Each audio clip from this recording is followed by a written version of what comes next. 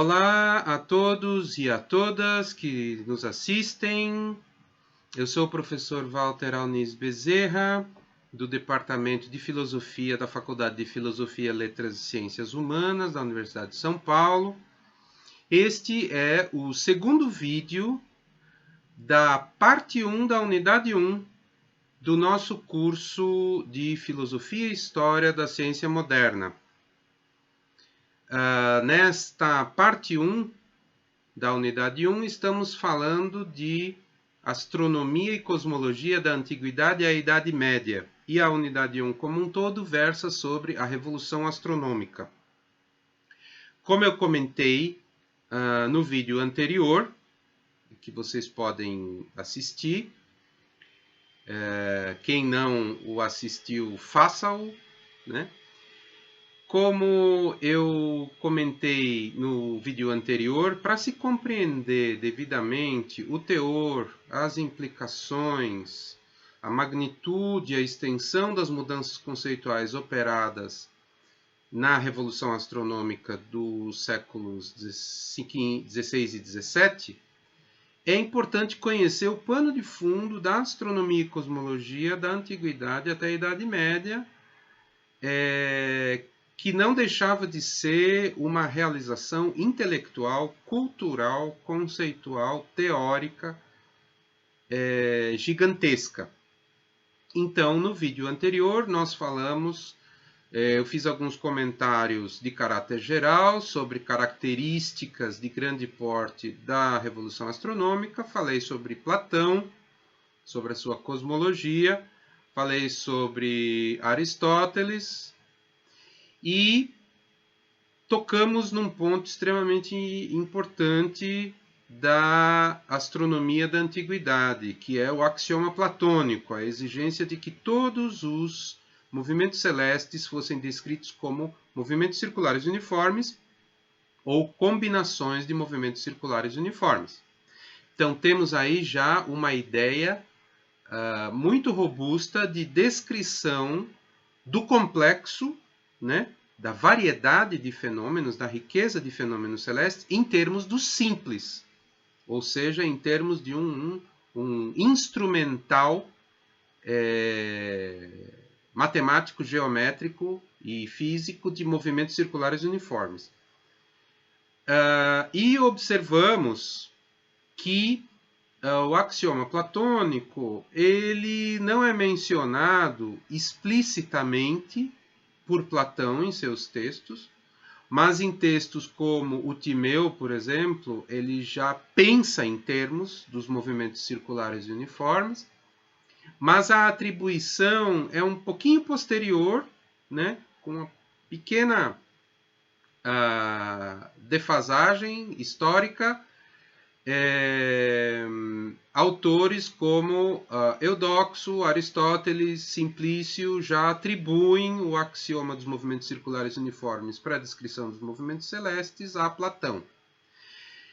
E vimos também no vídeo anterior que Aristóteles propõe a sua cosmologia de orbes, né, intrinsecamente, intimamente ligada, acoplada de forma coerente com a sua física, a física aristotélica dos lugares naturais, das regiões superlunar e sublunar, a física dos movimentos naturais, a distinção entre movimentos naturais e movimentos forçados ou violentos, né?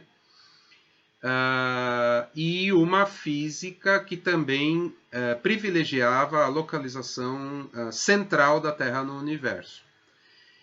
E a cosmologia de orbes de Aristóteles, então, foi objeto de uma amálgama, de uma fusão com o mecanismo de geração dos movimentos celestes observados proposto por Eudoxo.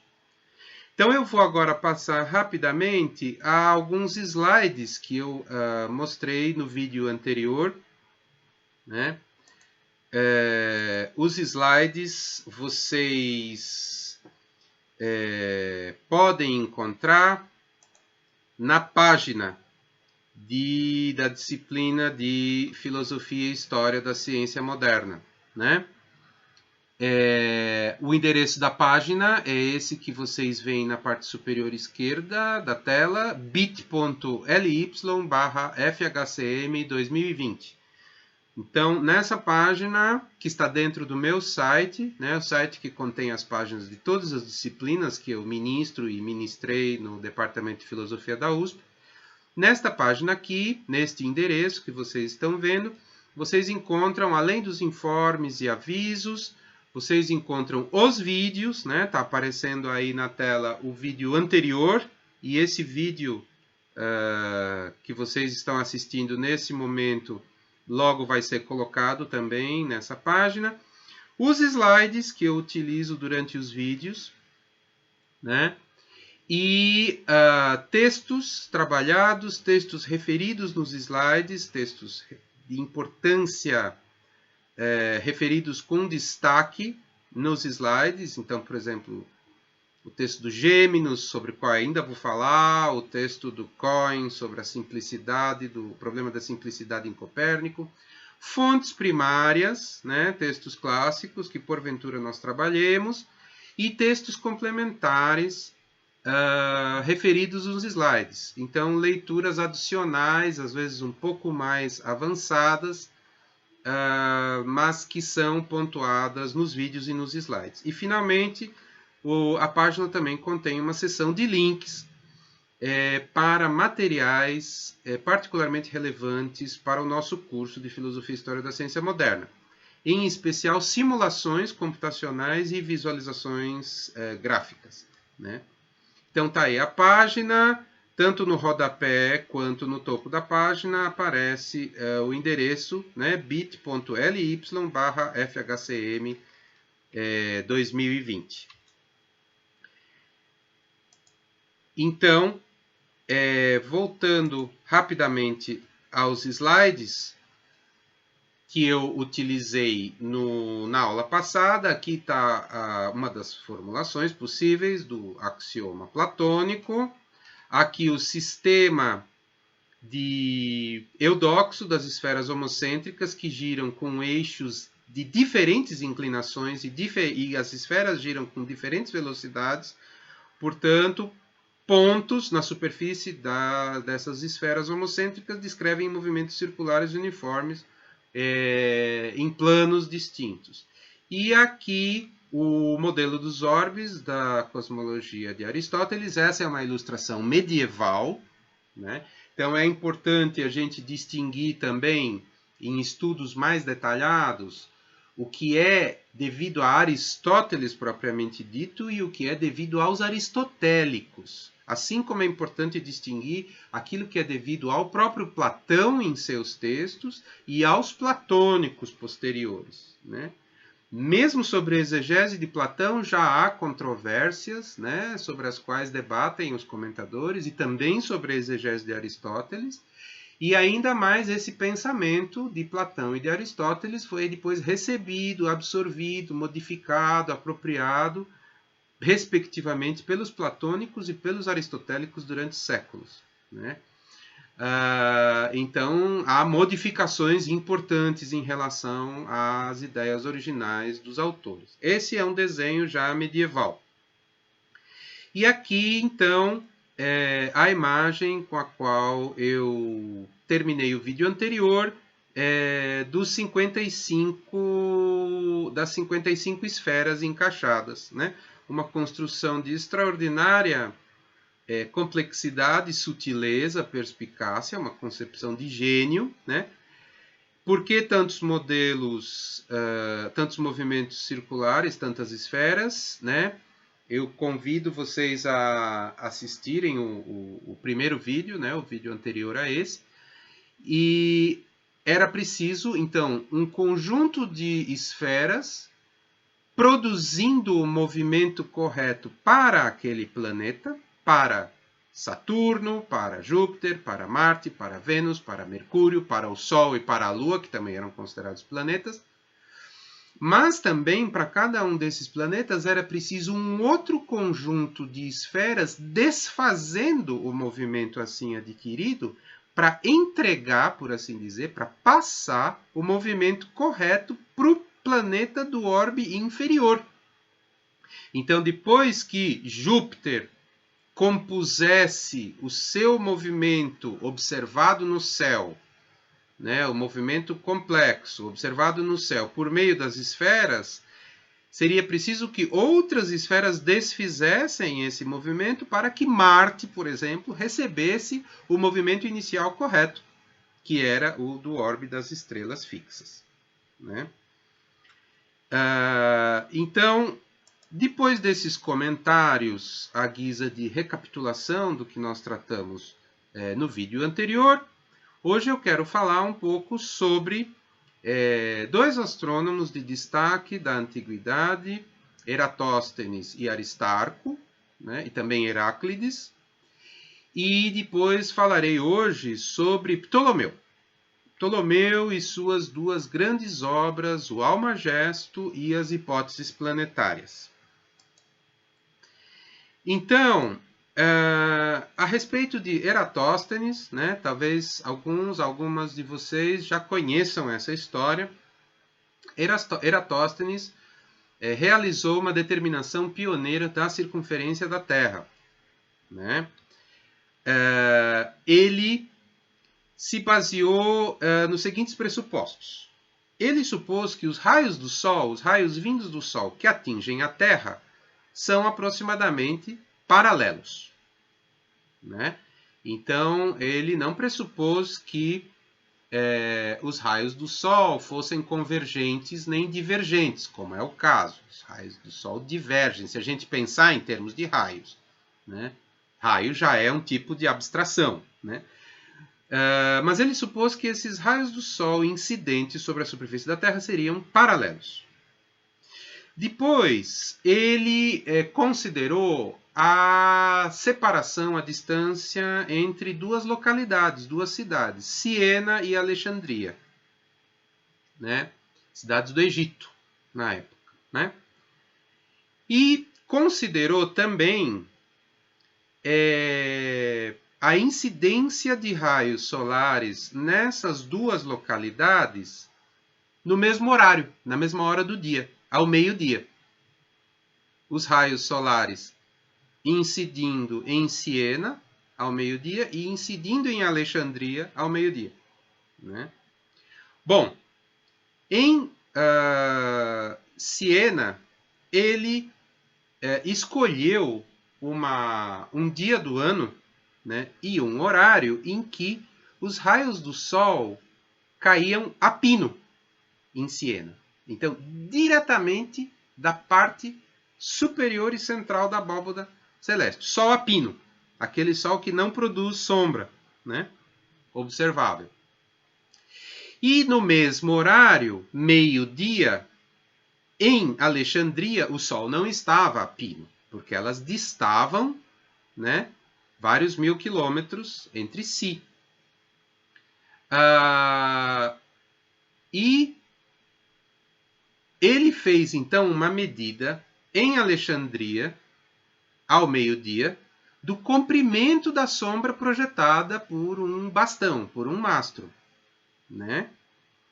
E por um cálculo trigonométrico simples, ele, sabendo o comprimento da sombra lançada e sabendo o comprimento do mastro, do bastão que projetava essa sombra, ele calculou o ângulo de incidência do Sol em Alexandria.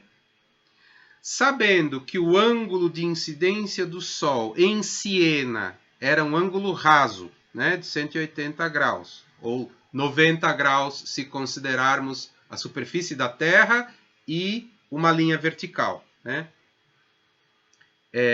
Então, os raios do Sol caíam a pino, então formando um ângulo de 90 graus em relação à superfície do chão em Siena. E sabendo o ângulo de incidência em Alexandria, e sabendo a distância entre Siena e Alexandria, de novo, por um cálculo trigonométrico, ele conseguiu obter o que seria o diâmetro e a circunferência da esfera, no caso a Terra. Então, ele chegou a um valor de 250 mil estádios, ou 252 mil estádios em unidades da época. Há uma certa ambiguidade sobre o valor dessa unidade de medida, o estádio, né? Uma milha romana, por exemplo, que é uma unidade um pouco mais bem conhecida, era equivalente a algo entre 7,5 e 10 estádios, né? Havia variações, né, regionais na equivalência, no tamanho, por assim dizer, dessas unidades de medida. Supondo que uma milha romana equivalesse a 10 estádios, teríamos 252 mil estádios igual a 25.200 milhas romanas, e em valores de unidades de hoje, teríamos algo como 37.497 quilômetros para a circunferência da Terra. Há, então, algumas divergências entre os estudiosos, os comentadores, né, os intérpretes de textos antigos.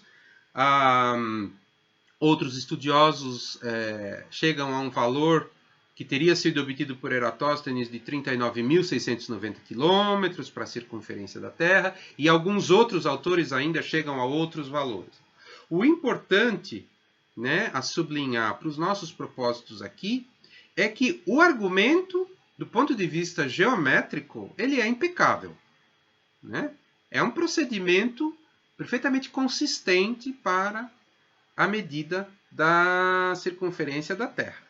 E, de qualquer maneira, a despeito dessas variações devido à interpretação das unidades de medida da época, esses valores estão muito próximos do valor aceito atualmente de 40.120 quilômetros para a circunferência média, bem entendido, uma vez que a Terra não é uma esfera perfeita, né? Um esferoide oblato, etc. Então, isso foi uma conquista importantíssima da geometria aplicada, né, ao mundo, né? Uma façanha, sendo que então o cidadão só precisava se deslocar uma distância relativamente pequena, né? E conseguia fazer, né, com os olhos da mente, por assim dizer, e com o cálculo, uma determinação da circunferência da Terra. Um outro autor que eu quero destacar, anterior um pouco a Eratóstenes, é o Aristarco. O Aristarco é hoje celebrado, reconhecido como o proponente de um modelo heliocêntrico, né? Então, temos aqui uma citação do Contador de Areia, né, de Sand Reckoner, né, de Arquimedes. E no texto ele escreve o seguinte: Você, rei Gelon, está ciente de que o universo é um nome dado por muitos astrônomos à esfera cujo centro é o centro da Terra, que seu raio é igual à linha reta entre o centro do Sol e o centro da Terra. Mas Aristarco publicou um livro considerando certas hipóteses, no qual aparece como uma consequência destas suposições que o universo é muitas vezes maior do que o universo mencionado acima. Suas hipóteses são de que as estrelas fixas e o Sol permanecem imóveis e que a Terra gira em torno do Sol em uma circunferência de um círculo. O Sol repousa no meio da órbita ou da trajetória, e que a esfera das estrelas fixas, situada ao redor do mesmo centro que o Sol, é tão grande que o círculo no qual ele supôs a Terra revolver mantém uma proporção tão grande em relação à distância das estrelas fixas quanto o centro da esfera mantém em relação à sua superfície. Então, não só Aristarco propôs, a ele é atribuído, inclusive por autores antigos, propôs um modelo heliocêntrico, como também propôs uma outra escala, né, de tamanho, de distância para o universo. Então, em símbolos, vocês veem aí, em notação um pouco mais moderna, mas ainda usando a linguagem das razões e das proporções, vocês veem na parte superior direita da tela essa caixinha. Então a relação é a seguinte: o raio da esfera da Terra, ou seja, o orbe da Terra, a esfera na qual a Terra descreve o seu movimento, está para o raio da esfera das estrelas fixas, assim como o raio do Sol, o raio do corpo celeste Sol, Sol que está no centro, né? E é um corpinho ali no centro do sistema. O raio da superfície do Sol está para o raio da superfície do orbe da Terra, da esfera da Terra. Então, isso mostra, já nesse raciocínio atribuído a Aristarco, que o raio da esfera das estrelas fixas seria desmesuradamente grande, seria gigantesco, muito maior do que as cosmologias da época admitiriam.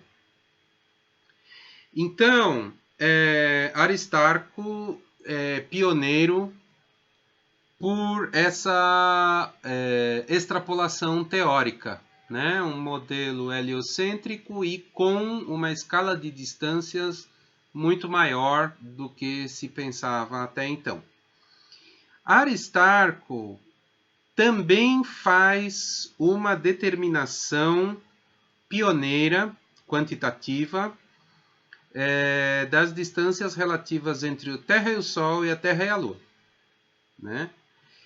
Em notação moderna, o que acontece o raciocínio envolvido é aproximadamente o seguinte, em síntese o seguinte, chamando então a distância Terra-Sol de D maiúsculo, D grande, e a distância Terra-Lua de D pequeno, D minúsculo, ele chegou a um resultado de que a distância da Terra ao Sol seria igual a algo entre, né, no intervalo entre 18 distâncias Terra-Lua e 20 distâncias Terra-Lua. Sabe-se hoje que essa estimativa, esse cálculo, erra para baixo muito, né? Seria, a valores conhecidos atualmente, algo como a distância Terra-Sol equivalente a aproximadamente 390 vezes a distância Terra-Lua. No entanto, a causa do erro de Aristarco não estava no método que ele empregou para esse cálculo. O método utilizado é correto, né?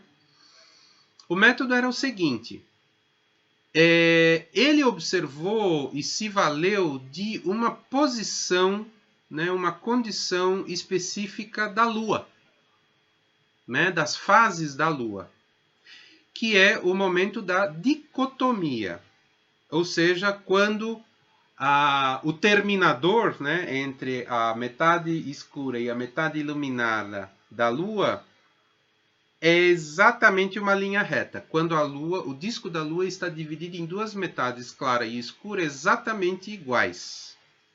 Quando o disco da Lua está meio cheio.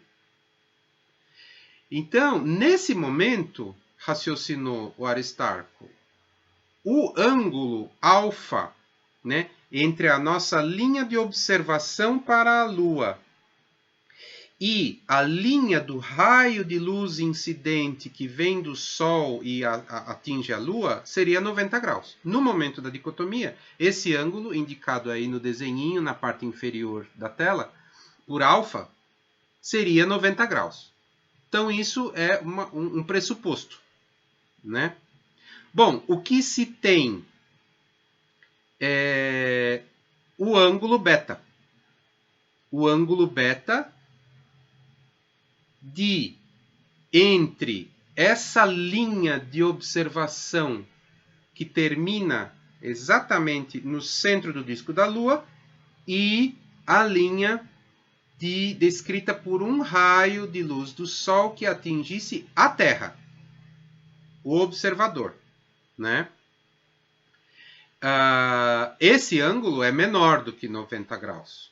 Esse ângulo é menor do que 90 graus. Se há uma certa distância entre a Terra e a Lua, né? Esse ângulo, então, não seria exatamente um ângulo reto de 90 graus. Ele seria um pouco menor. O raciocínio, então, é trigonométrico. Quer dizer, a tangente desse ângulo beta, que é o ângulo que o observador pode medir ou pode estimar entre a linha de observação para o centro do disco da Lua e a linha descrita por um raio de Sol que atinge a Terra, né, naquele dia, naquela época do ano, etc., naquele horário, então a tangente desse ângulo beta é igual à distância Terra-Sol, né, que é o D maiúsculo, e a distância Terra-Lua, que é o D minúsculo. Então, a distância Terra-Sol seria igual à distância Terra-Lua vezes a tangente desse ângulo beta, que é o ângulo do observador. Lembrando, o ângulo alfa é 90 graus porque a Lua está em dicotomia, né? O problema é a estimativa desse ângulo, ou a determinação desse ângulo beta. Aristarco, né, com a melhor estimativa que ele conseguiu fazer, ele chegou a um valor de beta de 87 graus. Então, próximo de 90, mas não exatamente igual a 90.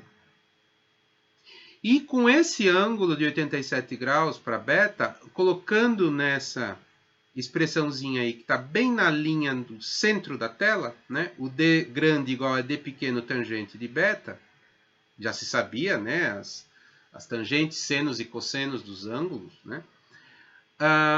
Ele chegou a esse valor de um D maiúsculo entre 18 e 20 vezes o D minúsculo. Acontece que um pequeno erro na estimativa desse ângulo beta, né? Como se trata de tangente, a tangente cresce muito rapidamente à medida que o ângulo se aproxima de 90 graus. Então, um gráfico, se a gente fizesse um gráfico da tangente, a tangente cresceria muito rápido, uma curva que sobe vertiginosamente nos ângulos próximos a 90 graus. Então, um pequeno erro na estimativa do beta produz um grande erro no valor da tangente e, portanto, um grande erro, uma grande imprecisão no valor do D maiúsculo, né? Atualmente se sabe, como vocês veem aí na tela, que o ângulo beta é 89 graus, 30 minutos e 55 segundos. Então, ele é muito, muito próximo de 90 graus. E por isso a tangente de beta tem um valor bem maior. E é por isso que a distância, na verdade, é não entre 18 e 20 vezes a distância Terra-Lua, mas sim aproximadamente 390 vezes a distância Terra-Lua, né? O problema, então, aí era a determinação, a estimativa observacional desse valor empiricamente medido. O problema não estava no método. O método é consistente, né? E, entre outras conquistas dos cálculos astronômicos de Aristarco, estariam essas, né? Ele determinou que o diâmetro angular aparente da Lua seria de 1/15 de um signo, de uma casa do zodíaco, né? E isso equivaleria a 2 graus, né, de ângulo na abóbada celeste, bastante próximo ao valor real, né? O diâmetro angular aparente da Lua. Então, é um pouco maior do que isso, mas o valor estava bastante próximo do valor. Também determinou que o diâmetro angular aparente do Sol seria 1/720 do círculo do zodíaco, ou seja, meio grau, né? Meio grau de arco, né, na abóbada celeste, o que também é bastante próximo ao valor real, né? Isso desconsiderando, claro, o Sol muito próximo do horizonte, né, no poente, quando, por efeitos atmosféricos, o diâmetro angular aparente do Sol parece muito maior. Agora, esse sistema de Aristarco heliocêntrico que a gente mencionou não teve repercussão significativa no contexto da astronomia grega. Depois, muito mais tarde, é que ele viria a ser recuperado. Por que isso? né? Por que Aristarco, esse pioneiro do heliocentrismo, não teve repercussão, não teve fortuna crítica, não teve desdobramentos maiores no contexto da astronomia antiga? Porque ele fazia algumas afirmações que não encontravam um contexto conceitual propício para sua absorção na época. Então, primeiro, ele afirmava que o universo era desmesuradamente grande para os padrões tidos como razoáveis na época. Ele sabia-se, né, pelo menos observava-se a inexistência de uma paralaxe significativa das estrelas fixas, né? E se o sistema fosse heliocêntrico, com a Terra girando ao longo de um ano, executando o movimento de translação ao longo de um ano em redor do Sol, deveria haver uma paralaxe, ou seja, o ângulo no qual se observa na esfera celeste uma determinada estrela num dia do ano e 6 meses depois, quando a Terra estivesse no lado oposto da sua órbita, deveria haver uma mudança nesse ângulo, né? E essa paralaxe existe, só que ela é inobservável a olho nu, né? Essa variação de ângulo é muito pequena.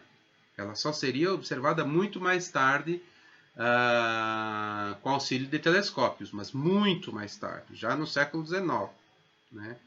Então, esse problema da paralaxe, ele afetava, né, ele contribuía para desacreditar, era uma objeção ao sistema heliocêntrico de Aristarco e também seria uma objeção ao sistema heliocêntrico de Copérnico, note-se, né? E, finalmente, não havia uma rede conceitual de conhecimento teórico em física onde se pudesse encaixar coerentemente a hipótese heliocêntrica, né? Havia uma física vasta, bem desenvolvida, bem articulada, aplicada a muitas situações pelos aristotélicos, mas era uma física compatível com uma Terra no centro, a Terra desempenhando um papel orgânico, né? A centralidade da Terra desempenhando um papel orgânico, havia razões físicas para a Terra estar no centro. Não havia uma física alternativa compatível com a Terra fora do centro, né? E esse vai ser um problema também para Copérnico e também até para Galileu, né? Como a gente vai ver em vídeos mais para frente, né? Então, essas conquistas de Eratóstenes e de Aristarco são algumas das realizações de astrônomos e calculadores, né, da antiguidade. Vocês estão vendo aqui, eu estou apresentando ainda uma ilustração do sistema de mundo, né, de Heráclides de Ponto, né? A respeito dessa gravura, essa belíssima gravura, né, toda cheia de alegorias também, e visualmente impactante. A respeito dessa gravura, alguns comentários. Ela provém de um atlas celeste chamado Harmonia Macrocósmica, do Andreas Cellarius de Bruxelas, já do século XVII. E pela sua beleza, né, pela sua aparência espetacular, teve reedições posteriores. Note, é uma obra do século XVII já. Na Harmonia Macrocósmica do Cellarius, vejam, esse sistema ele é identificado como uma cenografia do mundo segundo Tycho Brahe, né? Então, atribuindo esse sistema ao Tycho Brahe, quando na verdade esse não é o sistema do Tycho Brahe, né? Vocês veem que a Terra está no centro nessa gravura, nessa ilustração, e o Sol gira em torno dela, né? Mas nem todos os planetas aqui estão girando em torno do Sol. Quem iria fazer essa suposição de que o Sol gira em torno da Terra e todos os demais planetas giram em torno do Sol seria o Tycho Brahe, né? Já no finalzinho do século XVI. Mas Heráclides de Ponto propõe, né, nessa época que vocês estão vendo aí, um sistema geoheliocêntrico, um sistema híbrido com 2 centros de movimento, só que nem todos os planetas giram em torno do Sol, né? Então, é um sistema híbrido, né, antigo, mas não é ainda o sistema de Tycho Brahe. Então, ele foi atribuído erroneamente aqui ao Tycho Brahe, né? Então, com isso, nós falamos um pouco sobre algumas realizações, algumas inovações teóricas de astrônomos da antiguidade, né?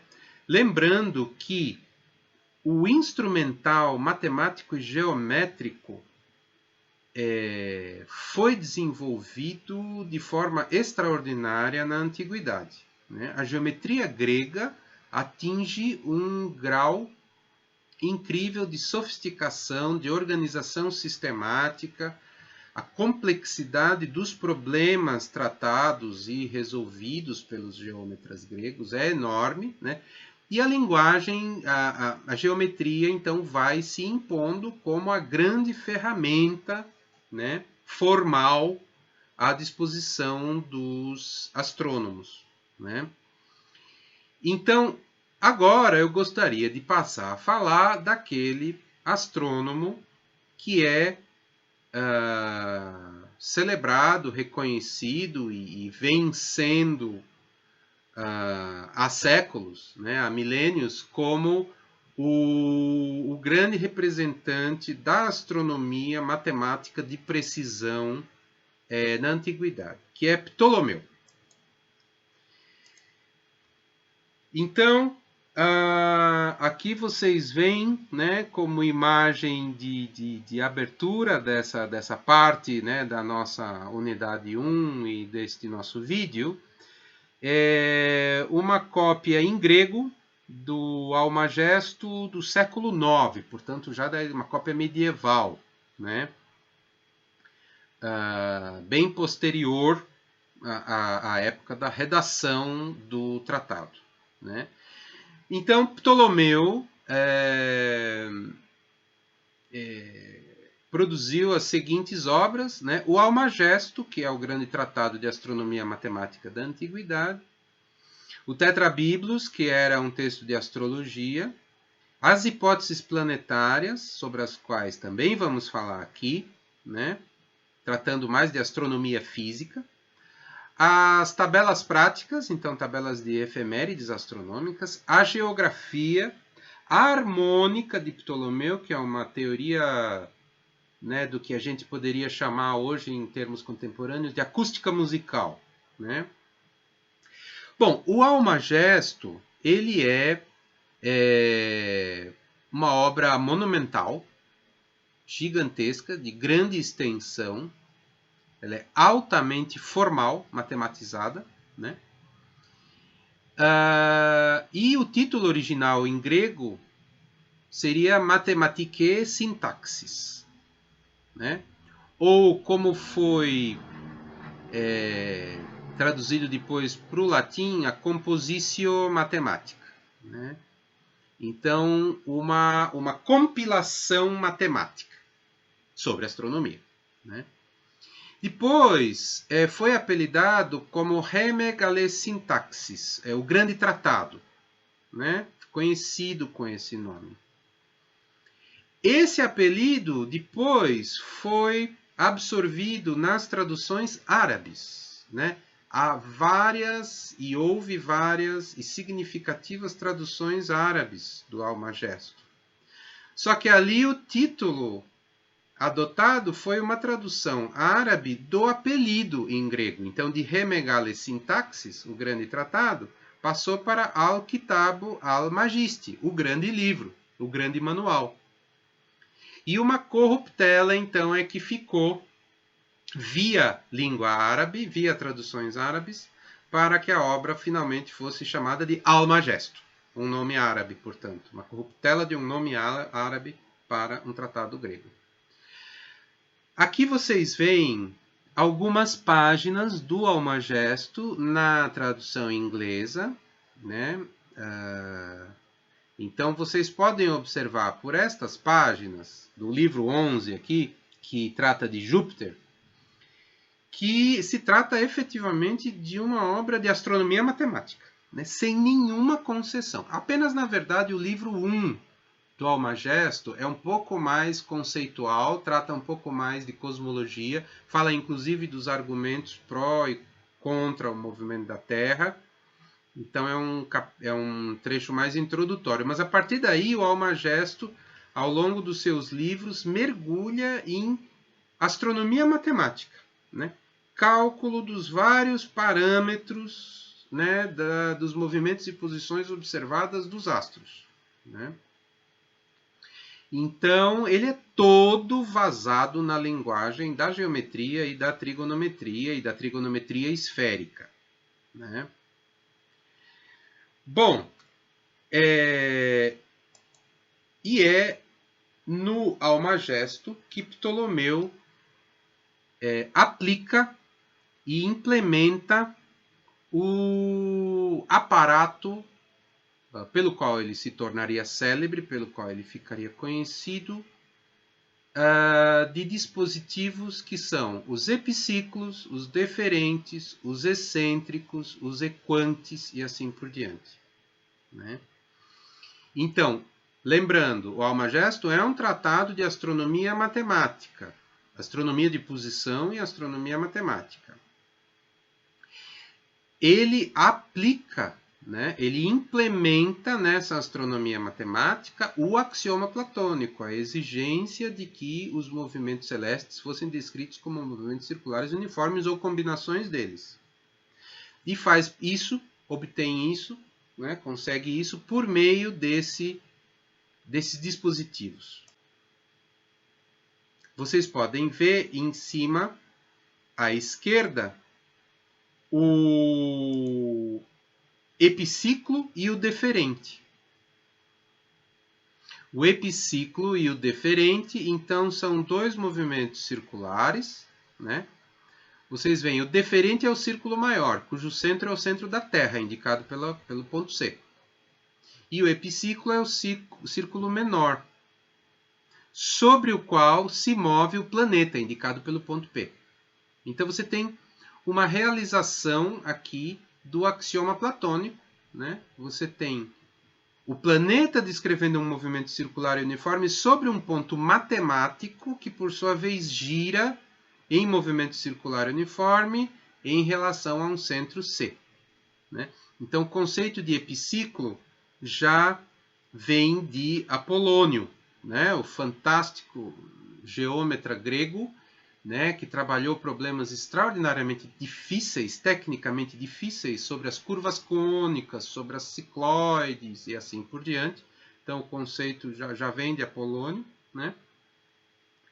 É o autor do famoso tratado sobre as cônicas, né?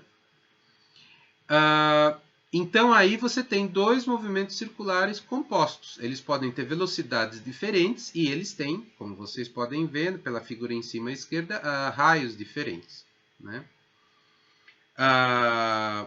Do lado direito, em cima à direita, vocês veem um diagrama ilustrando a possibilidade de composição de epiciclos. Então, aí o planeta P descreve um movimento circular em torno de um ponto matemático que gira num epiciclo em torno de um ponto matemático que gira no deferente em torno do ponto C. Então, você tem epiciclo sobre deferente, que é uma possibilidade aberta em princípio.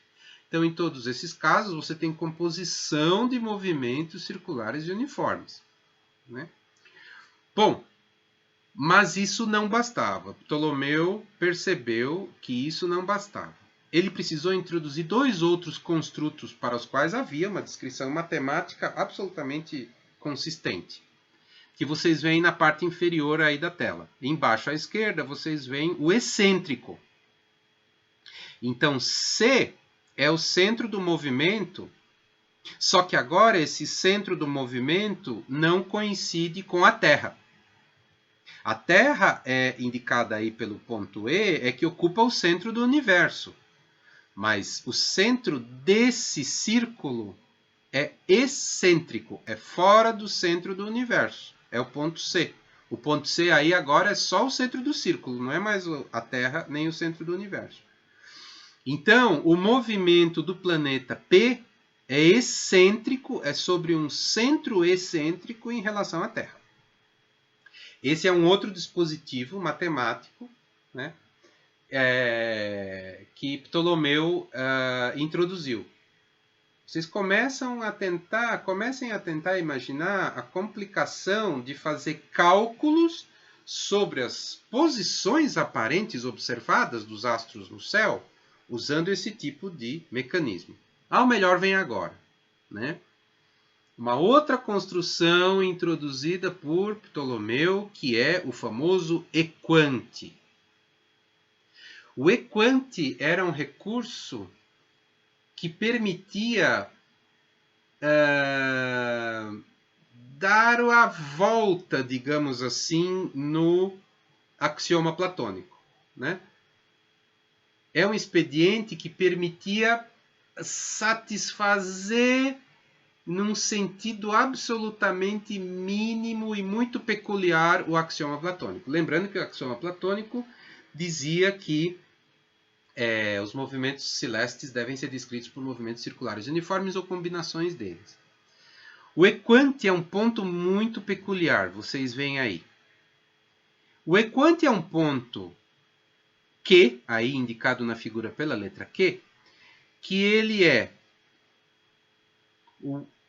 o movimento em torno do equante, né? O equante é um ponto que não é mais o centro do círculo descrito pelo planeta.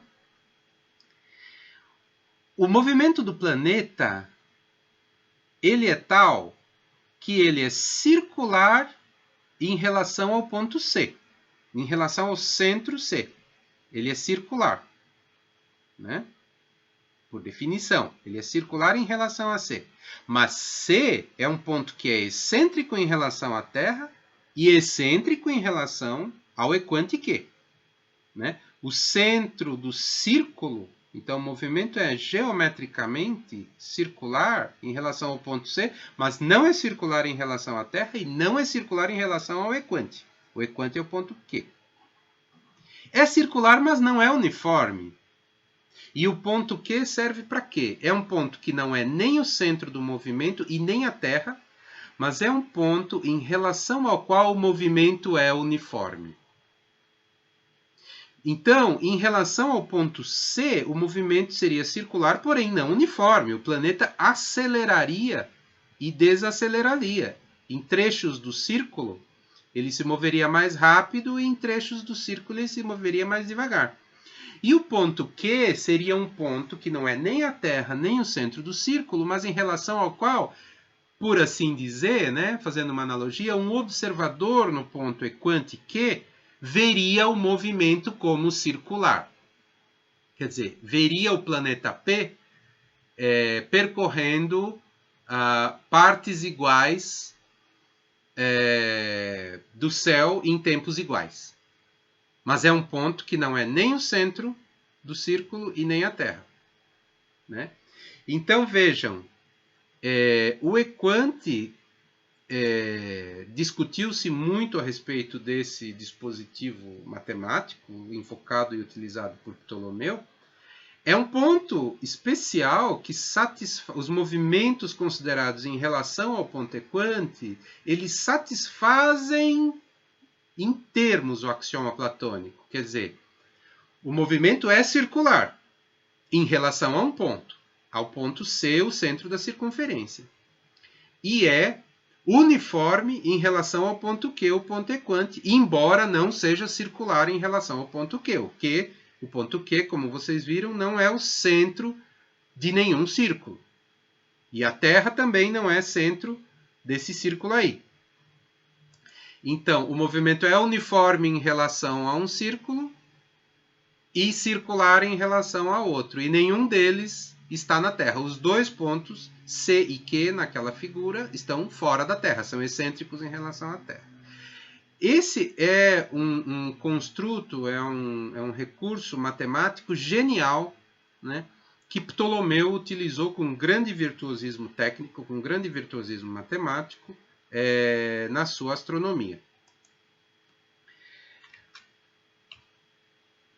O resultado a que Ptolomeu chegava com suas análises do movimento dos planetas era como esse representado por essa figura. Então aqui vejam, a gente tem a Terra no centro, o Sol girando em redor da Terra, né? Aí consideremos o planeta Marte.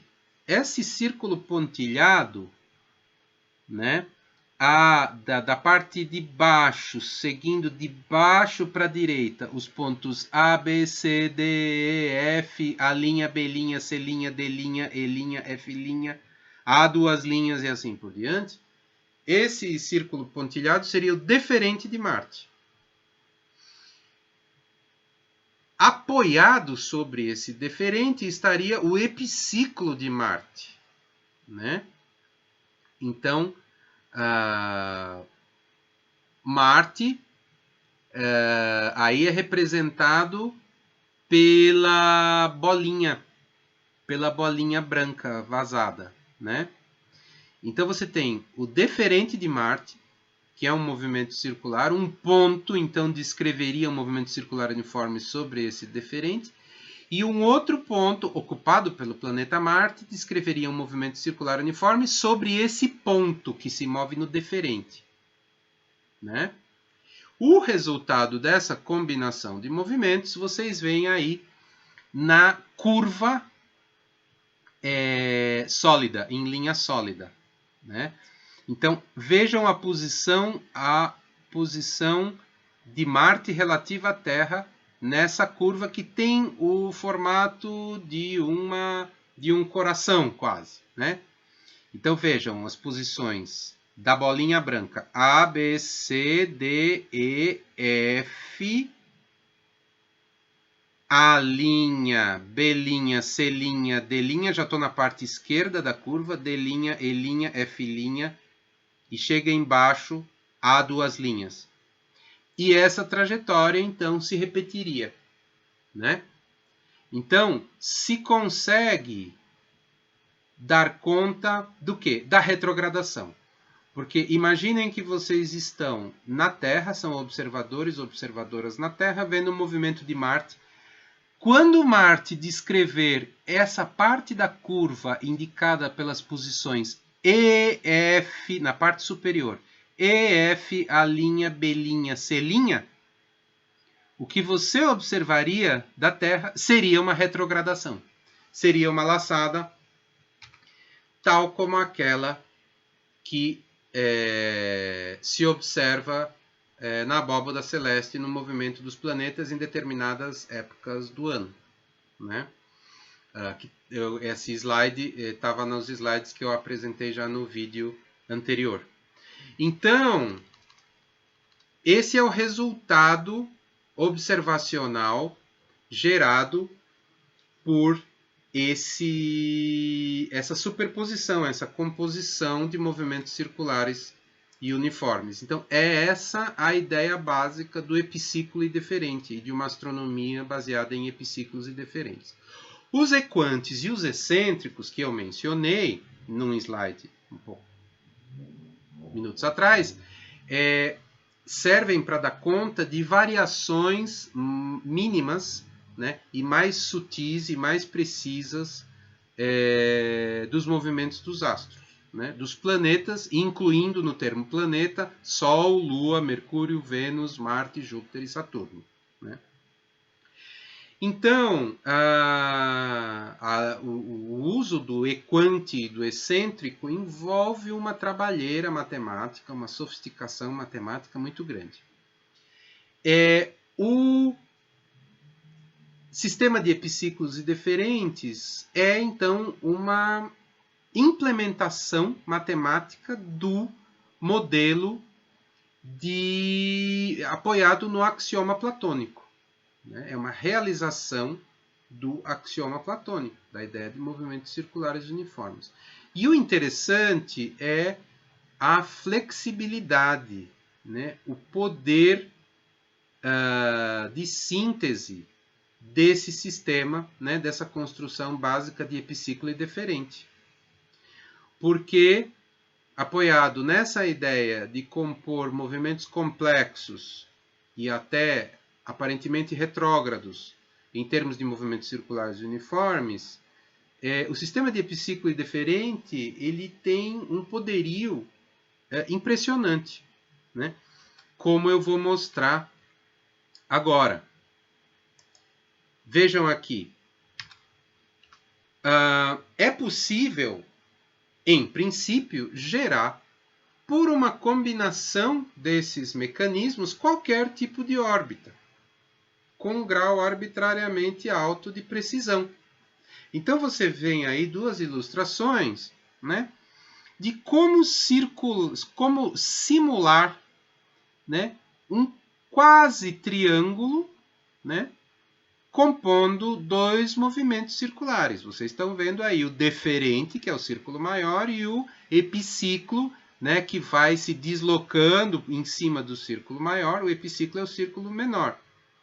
E vejam, com essa combinação, com esse ajuste de raios, né, raios do círculo maior, que é o deferente, e do círculo menor, que é o epiciclo, e também, claro, fazendo um ajuste da velocidade, se consegue, vejam, produzir um triângulo com cantos arredondados.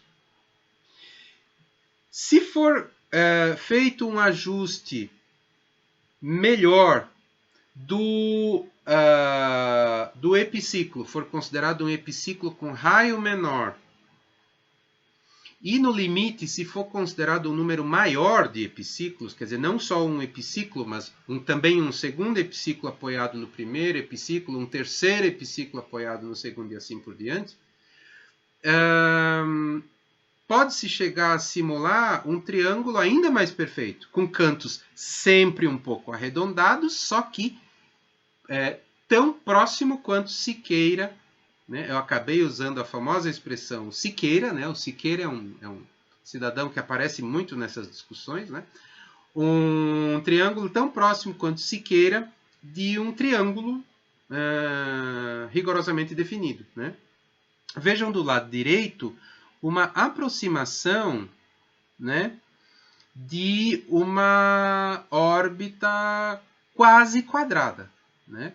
Lembrando que é sempre quase quadrada, nunca é perfeitamente quadrada. Não é possível conseguir, porque isso exigiria uma descontinuidade no movimento. Mas por meio de um ajuste engenhoso dos raios e das velocidades angulares dos deferentes e epiciclos, se consegue aproximar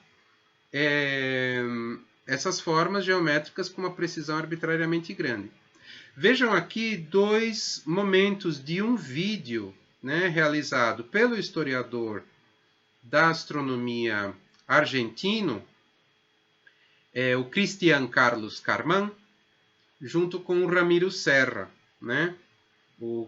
Sobre o Cristian Carmán eu vou ainda falar bastante nos próximos vídeos e nas próximas unidades do curso.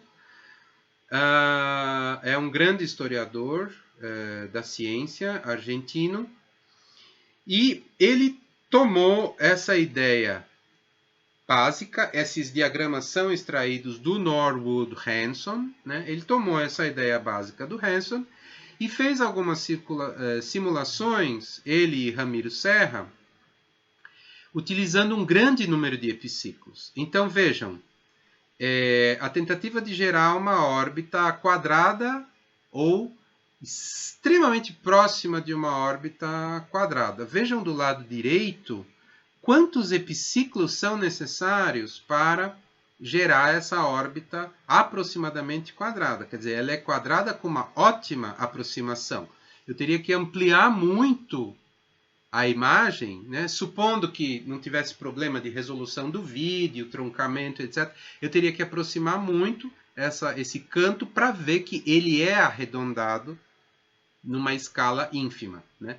Mas a olho nu ele parece ser um quadrado perfeito, mas é sempre uma aproximação. Tão boa quanto Siqueira, tá aí o Siqueira de novo, mas é sempre uma aproximação. E aqui a gente vai mencionar Ptolomeu e Homero, a relação entre Ptolomeu e Homero, né? Uma relação insuspeitada, né? Desconhecida até o momento. Então, essa foi uma outra simulação que o Christian Carman fez com o Ramiro Serra. Está aí o link para o vídeo do YouTube, né? E eles se aproveitaram, se valeram do fato de que qualquer curva contínua, periódica e limitada pode ser reproduzida por uma combinação de epiciclos. Então, se a gente desenhar essa órbita, essa curiosa órbita desse planeta aí, sem, por assim dizer, sem levantar o lápis do papel, sem levantar a caneta do papel, quer dizer, admite-se fazer traço e retraçar por cima da linha, né, contanto que não se tire o papel da caneta, dá para desenhar como um traçado contínuo, sem tirar a caneta do papel. Se a gente supuser que essa curiosa órbita funciona traçada assim, e usando 1000 epiciclos, né, a gente tem a possibilidade de gerar uma órbita, né, de um planeta, esse planeta Homero aí, planeta Homer, extremamente complexa, mas utilizando o mesmo instrumental matemático e geométrico, né, dos epiciclos e deferentes. Então vejam agora o que acontece.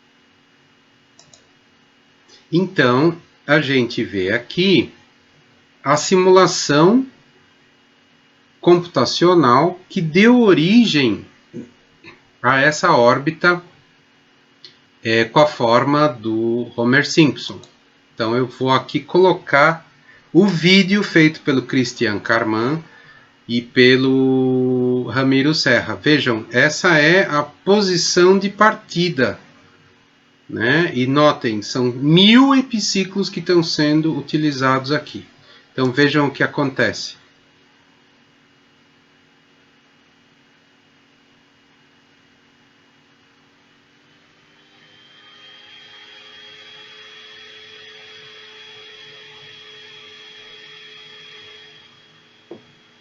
Notem que as velocidades, os raios dos 1000 epiciclos têm que ser cuidadosamente ajustados, e isso se consegue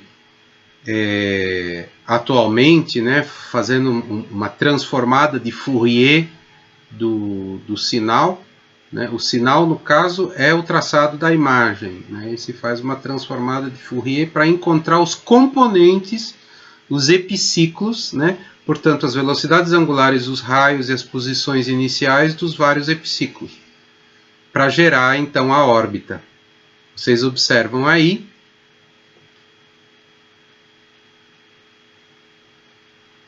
um ciclo completo de todo o traçado já foi feito, e agora, né, continuando a passar o tempo, a órbita vai ser traçada repetidas vezes, né, de novo e de novo e de novo. Então, o ponto traçador que está sobre o ponto do último epiciclo, né, que está sobre o último epiciclo, ele repete o seu movimento, né? Isso é entendido como uma curva periódica, contínua e ilimitada, né? Então, depois, a explicação dos autores de que foram utilizados 1000 epiciclos. Christian Carman, da Universidade Nacional de Quilmes, na época, e Ramiro Serra, do Instituto Tecnológico de Buenos Aires. Bom, com isso, a gente tem uma ilustração excelente do poder e da flexibilidade do sistema de epiciclos e deferentes de Ptolomeu, né? Uma órbita completamente arbitrária como essa, ela pode ser reproduzida, né, por um uso engenhoso e cuidadosamente sintonizado dos epiciclos e dos deferentes. Então, isso é uma ilustração, uma ilustração extrema, né, da condição de que desfrutavam os astrônomos matemáticos da antiguidade, né? Então, o sistema de epiciclos diferentes, não à toa, ele acabou dominando a astronomia matemática desde o tempo de Ptolomeu até o tempo de Copérnico. Depois nós vamos falar, na parte 2 da unidade 1, que vai tratar de Copérnico, copernicanismo, os antecessores e os sucessores de Copérnico, nós vamos ver que mesmo Copérnico ainda tem vínculos, tem laços com essa tradição da astronomia epicíclica, né? Então, com isso, eu espero ter dado um panorama para vocês sobre o Almagesto e o sistema de astronomia matemática de Ptolomeu. Como eu disse, é uma obra vasta, né? São centenas e centenas de páginas na tradução. Mas Ptolomeu escreveu, entre aquelas obras que eu mencionei anteriormente, né, que estou mostrando agora para vocês aqui, ele escreveu também essa obra muito singular, que são as hipóteses planetárias. E é sobre elas que eu gostaria de falar um pouco agora. Costuma-se dizer que o Almagesto é uma obra de astronomia matemática estrito sensu, né? Talvez com exceção parcialmente do seu livro 1, né, que é um pouco mais conceitual e cosmológico, mas o resto da obra é composta por cálculo. Então se associou frequentemente a figura de Ptolomeu com entre aspas, entre muitas aspas, um mero matemático da astronomia, né?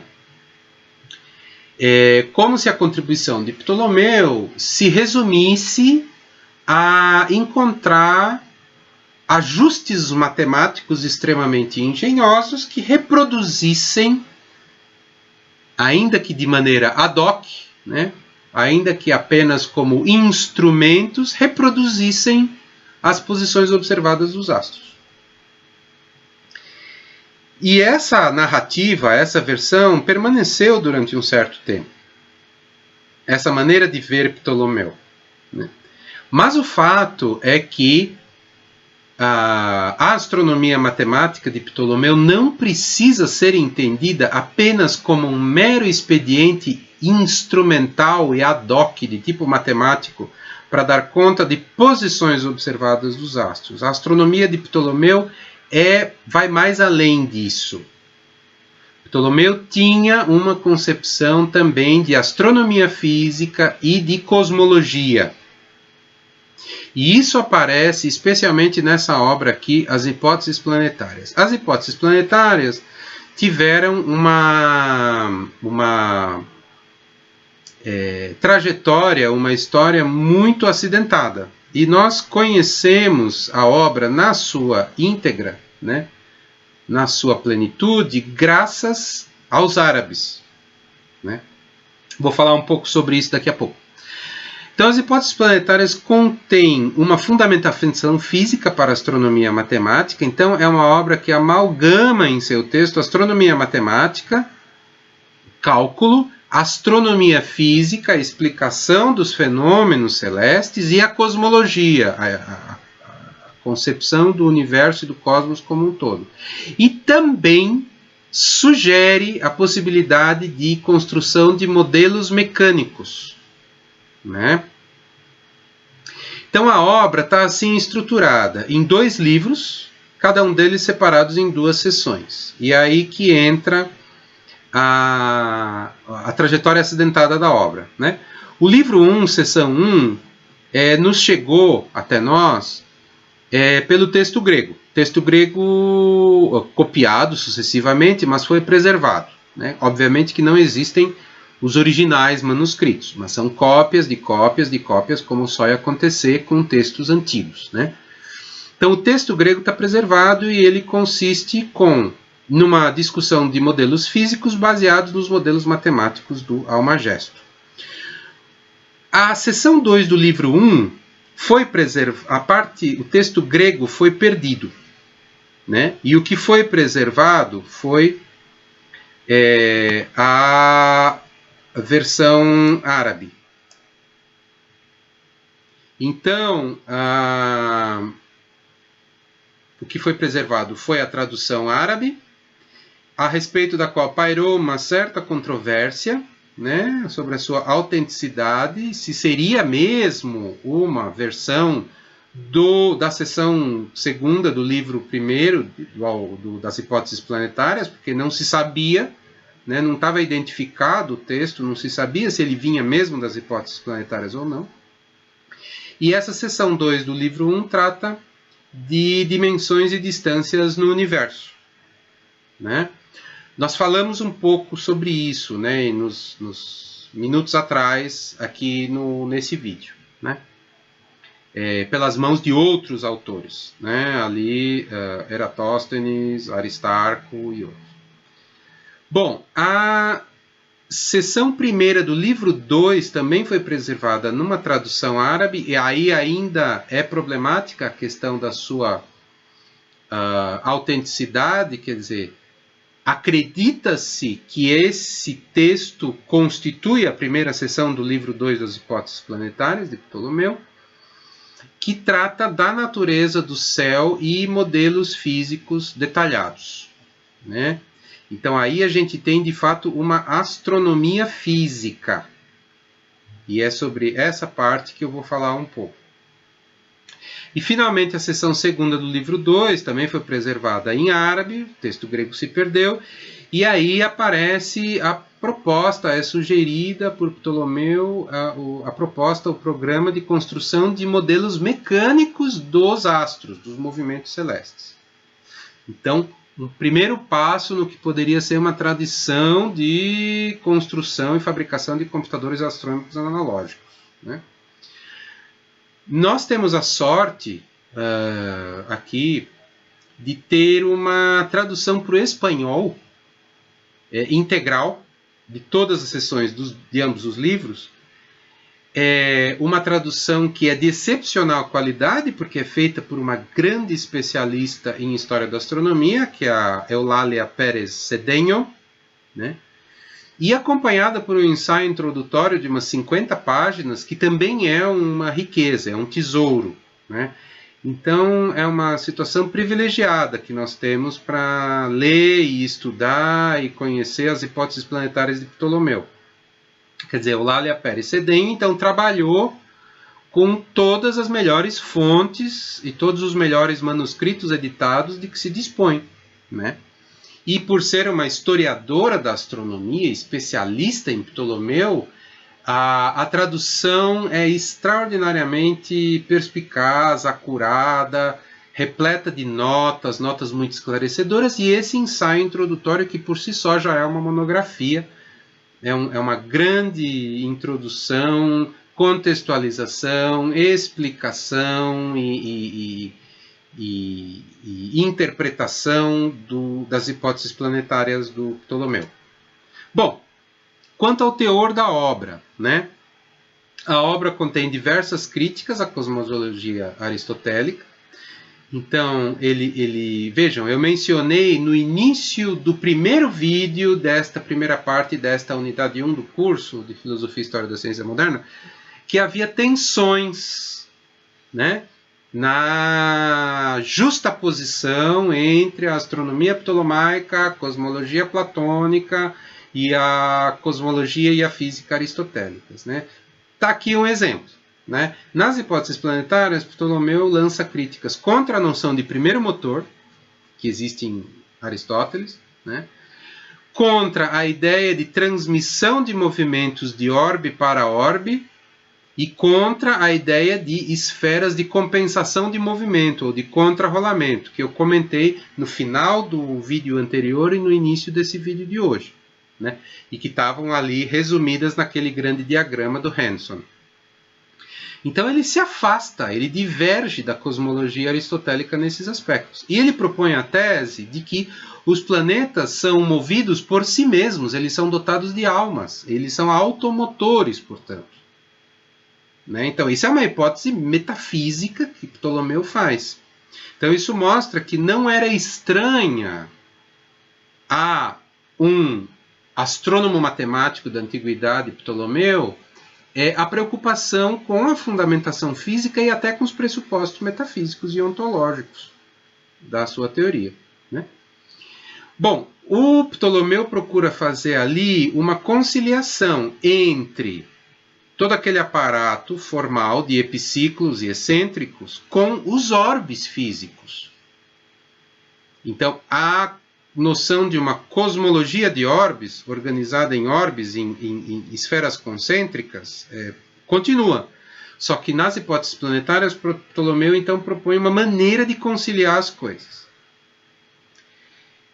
Uma característica interessante da construção física de Ptolomeu é de que ele propõe os orbes truncados ou cerrados, né?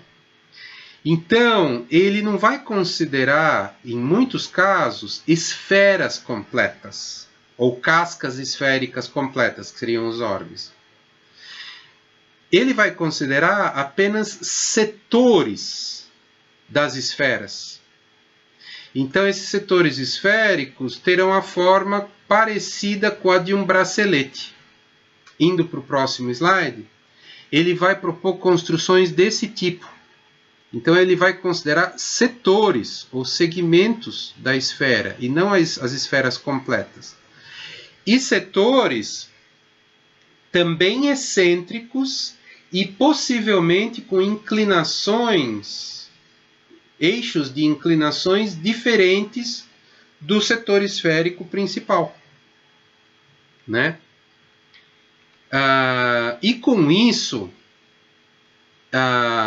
ele vai fazer uma argumentação no sentido de que a utilização desses orbes truncados, esses setores esféricos truncados, cortados, permitiria reduzir o número de elementos do sistema, né, de 43 esferas, que era o valor mínimo considerado por Aristóteles, como a gente viu, né? 55 era o valor máximo, 43 era com algumas suposições restritivas. 43 esferas, a conta cai para 26 orbes desse tipo truncado, tipo touro ou tipo bracelete, e apenas 3 esferas, né? Então ele argumenta que, simplificando ou restringindo as construções geométricas espaciais utilizadas, ele também simplifica o número de movimentos, né? Porque, de alguma maneira, movimentos desses setores esféricos seriam mais simples, teriam menos graus de liberdade para restringir do que movimentos de esferas. Bom, esse tipo de construção, que é característica das hipóteses planetárias, é o que deu o nome à obra de Ptolomeu, né? O livro dele era conhecido em árabe como Kitab al-Manshurat, que traduzindo seria algo como o livro das peças recortadas ou o livro das esferas seccionadas. Essas duas traduções são encontradas. Então é uma obra que nos chegou graças aos astrônomos árabes, ao zelo das traduções dos astrônomos árabes, e o título grego fala mesmo de hipóteses planetárias, é uma tradução literal do título em grego. E o título árabe, de certa maneira, expressa a importância desse tipo de construção geométrica que o Ptolomeu faz. A discussão sobre como estaria preenchido o resto do espaço do universo, acima e abaixo dos orbes, é controversa, né? Ele supõe que seria preenchido com um tipo de éter livre, e também é controversa a questão de qual seria a constituição física, qual era o material, né, que constituiria esses setores circulares encaixados, né, e não colineares, né? Então resta muita questão de interpretação a respeito da substância física, da constituição física desses orbes. A questão da constituição física dos orbes, ela vai sendo cada vez mais lembrada como um problema, uma questão pelos astrônomos ao longo do final da Idade Média e no Renascimento, né? Passa a ser uma questão importante, discutir, bom, afinal de contas, qual é a substância, qual é o material que constitui esses orbes. É cristal? São orbes cristalinos ou tem alguma outra constituição física? Bom, o fato é que as hipóteses planetárias, com toda essa originalidade, com todo esse potencial quase visionário, as hipóteses planetárias, com essa proposta de uma amálgama e uma reaproximação entre a matemática, a astronomia matemática das contas e a astronomia física, que discute a constituição, né, a estrutura e constituição do céu e do cosmos, e se preocupa com a explicação das causas dos movimentos dos astros.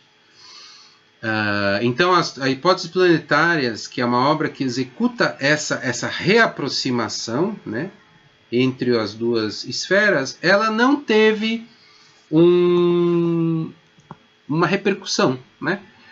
As partes da obra em grego foram se perdendo, ela acabou sendo preservada em traduções árabes, e demoraria muito para essas traduções árabes voltarem a circular na Europa. Então, durante muito tempo, só se conhecia a seção 1 do livro 1, né?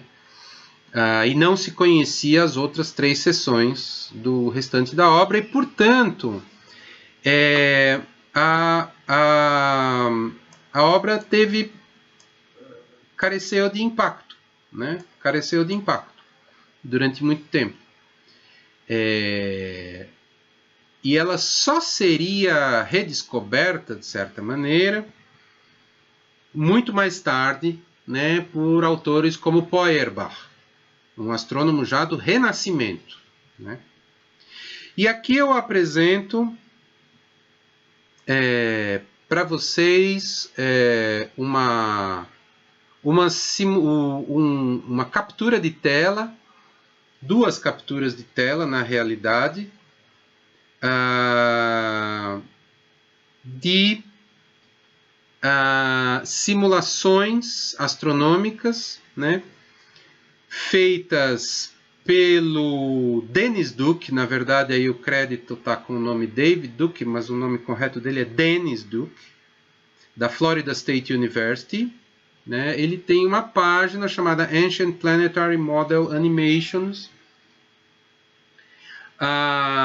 onde ele apresenta vários applets, né? várias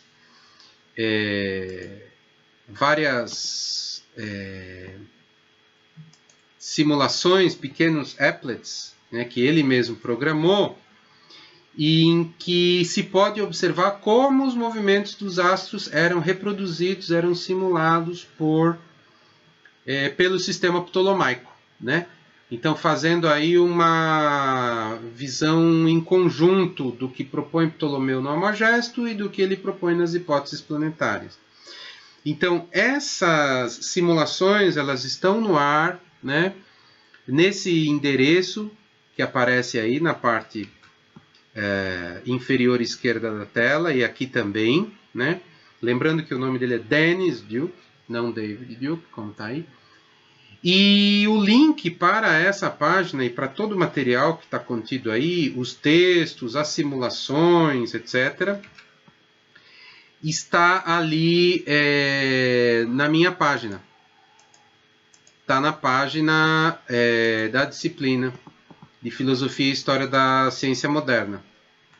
Então, vocês podem ver aqui na seção de links, né? Está aparecendo agora no vídeo. Tem link para a página do Dennis Duke, assim como links para um planetário, que na minha opinião é o melhor planetário para rodar em computador pessoal que eu conheço. Um link que é o segundo aí, que contém... É um site que contém os textos árabes e latinos dos textos, as versões árabes e latinas dos textos astronômicos e astrológicos de Ptolomeu. E o primeiro link é o link para essa simulação que a gente viu, acabei de mostrar para vocês, da órbita planetária com a cara do Homer Simpson, utilizando 1000 epiciclos, feita pelo Christian Carman e pelo Ramiro Serra, né? Então, voltando rapidamente ao applet, aqui a captura de tela, vocês podem experimentar, rodar, porque todos os parâmetros desse applet são configuráveis. Então, dá para configurar a velocidade, dá para avançar passo a passo, dá para voltar, dá para mudar as proporções dos tamanhos dos orbes e dos vários círculos, as excentricidades, etc. Né? Então, essa simulação ela é toda configurável, vocês podem brincar um pouco aí com os controles, né, desses applets aí feitos pelo Dennis Duke. Então, com isso, nós chegamos ao final deste vídeo, né, em que falamos sobre conquistas dos astrônomos da antiguidade, como Aristarco, Eratóstenes, Heráclides, né? E falamos então sobre Ptolomeu, essa figura gigantesca que domina, não é exagero dizer que a figura de Ptolomeu, o astrônomo matemático e o astrônomo físico, e como estamos vendo agora também o cosmólogo, domina e exerce uma influência gigantesca sobre tudo que se fez em astronomia até a época de Copérnico. Então, lembrando que as hipóteses planetárias foram uma obra, infelizmente, devido à fortuna crítica acidentada, a trajetória acidentada da obra, acabou se perdendo parcialmente, foi preservada somente em traduções árabes, que seriam redescobertas depois, muito depois, e, portanto, não exerceu influência. Praticamente não exerceu influência sobre os estudos de astronomia. A grande influência foi exercida pelo Almagesto, né? Cujas páginas nós até apresentamos em facsímile. Então, isso levou, como eu já mencionei, a uma certa leitura tradicional da divisão da astronomia. Acabou se consagrando uma certa leitura, segundo a qual a astronomia durante séculos, durante milênios, teria sido feita de uma perspectiva instrumentalista, apenas preocupando-se em salvar os parâmetros medidos, recuperar por meio de cálculos, não importa o quão artificiais, não importa o quão ad hoc, não importa o quão complicados, recuperar os valores medidos, né, das posições dos astros. Pouco se preocupando a astronomia, segundo essa narrativa, com as explicações físicas e com a compatibilidade disso com uma cosmologia.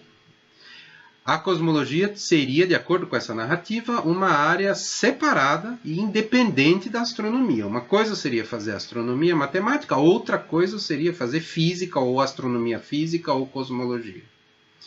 E essa narrativa ela foi repetida e reiterada por alguns comentadores e intérpretes, e ela se deve principalmente a uma leitura que se fez de um certo texto da antiguidade, também escrito alguns anos antes de Cristo,